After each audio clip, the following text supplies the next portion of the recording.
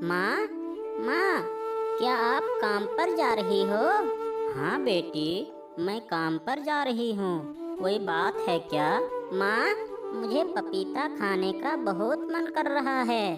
ठीक है बेटी, आज मैं तुम्हारे लिए पपीता लेकर आऊंगी। अच्छा, मैं चलती हूँ, तुम अपनी ख्याल रखना। सुंदरवन जंगल में टूनी चिड़िया अपनी बेटी लूसी के साथ रहती थी। टूनी चिड़िया तोता महाराज के घर पर काम करती थी और वहाँ से जो पैसे मिलते थे उन पैसों से उनका घर चलता था। पूरे दिन काम करने के बाद वहाँ से जो पैसे मिले थे उन पैसों से अपने बेटी के लिए एक पपीता खरीद कर लाते हैं। लूसी पपीता को देखकर बहुत खुश हो जाती है। माँ, माँ, तुम मेरे लिए पपीता लाई हो? कितने दिन बाद मैं पपीता खाऊंगी, मुझे बहुत खुशी हो रही है। माँ, मुझे दो ना। मेरी प्यारी बेटी, थोड़ी सी इंतजार कर ले, मैं मुंह धोकर आती हूँ। इतना कहकर टूनी चिड़िया मुंह धोने के लिए जाती है। दूसरी तरफ लूसी को और इंतजार नहीं हो रहा था। ओहो, माँ कब आएगी? मुझे पपीता खाना है।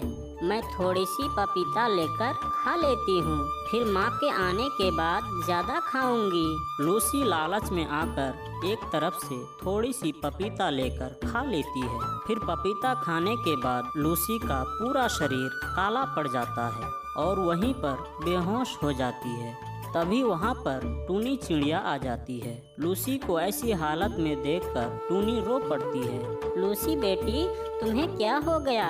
तुम्हारा शरीर इतना काला क्यों पड़ गया? बेटी, होश में आओ। क्या तूने ये पपीता खा लिया था? पपीता खाने के बाद ऐसा क्यों होगा? लूसी, तुम्हें क्या हो गया बेटी? लूसी को ऐसे हालत में देखकर टूनी चिड़िया डर जाती है। नहीं नहीं, मैं नहीं डरूंगी, मुझे अपनी बेटी को बचाना होगा। लूसी बेटी, तुम यहीं पर रहो, मैं डॉक्टर बुलाकर लाती हूँ। मैं तुझे कुछ नहीं होने दूंगी। इतना कहकर टूनी चिड़िया कोयल डॉक्टर के पास जाते हैं। कोयल डॉक्टर आकर लूसी को देखकर कहते हैं, टूनी, ये क्या हुआ तेरी बेटी को? इसका पूरा शरीर काला पड़ गया। इसको बचाना अब मुश्किल है। मुझसे ये काम नहीं होगा। ये काम तो कोई तांत्रिक ही कर सकती है। मुझे लगता है तेरी बेटी के शरीर में जहर है। मैं इस बीमारी को ठीक नहीं कर सकता। ये कहकर कोयल डॉक्टर चला जाता है। फिर टूनी चिड़िया तांत्रिक के घर जाते हैं और उसे सब कुछ बताती है। टूनी, ये तो बहुत बुरी खबर है। मुझे जल्द से जल्द तेरी बेटी को देखना पड़ेगा।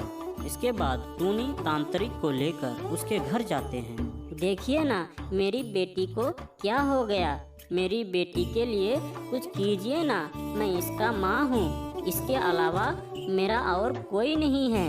तू चिंता मत कर, मैं कुछ करती हूँ, मुझे देखने दे। उसके बाद तांत्रिक लूसी को देखती है। अगर कोई सांप इसे काट लेता तो इसका शरीर काला पड़ जाता, लेकिन इसे तो कोई सांप नहीं काटा है। तेरी बेटी के अंदर जहर है। जहर कहाँ से आएंगे? मेरी बेटी ने कोई जहरीला खाना नहीं खाया, थोड़ा पपीता खाया था। मुझे लगता है इस पपीता में ही जहर है। लगता है इस पपीता के अंदर कोई विष कन्या है, इसीलिए पूरा पपीता जहरीला हो गया है। तेरी बेटी ने इस पपीता को खाया था, इसीलिए इसके शरीर के अंदर जहर भर गया है। आप ये कैसी बातें कर रहे हैं? पपीता के अंदर कोई विष कन्या है तो फिर मेरी बेटी कैसे ठीक होगी? एक रास्ता है। पहले विष कन्या को इस पपीता से मुक्त कराना पड़ेगा। तेरी बेटी को इस पपीता के अंदर रहने वाली विष कन्या ही बचा सकती है। पर तांत्रिक जी, इस विष कन्या को इस पपीता से हम कैसे मुक्त करेंगे? आप मुझे बताइए। इसके लिए हमें मायावी चाकू लाना पड़ेगा। ये लो, ये कुंजी, इसे लेकर पूर्वी पहाड़ी में जा। वहाँ पर एक गुफा में एक बड़ा सा संदूक है। ये कुंजी से उस संदूक को खोलना, फिर तुझे मायावी चाकू मिलेगा।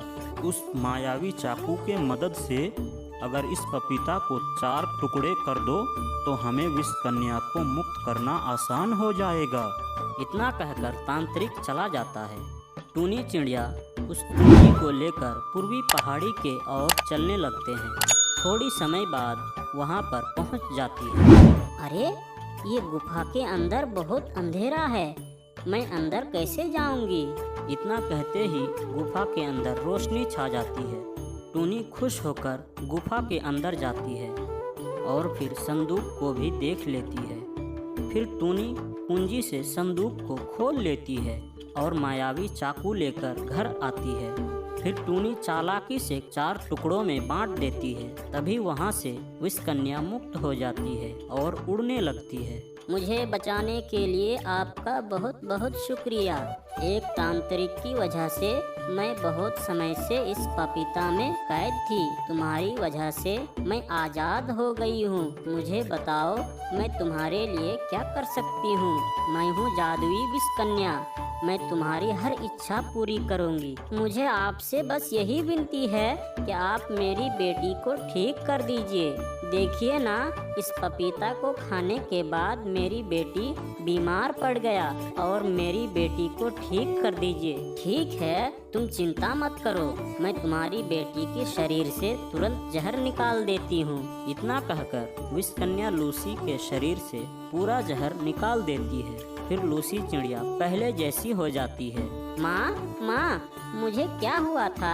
माँ, मुझे क्या नींद आ गई थी? मैं तो पपीता खा रही थी। मेरी पपीता कहाँ है?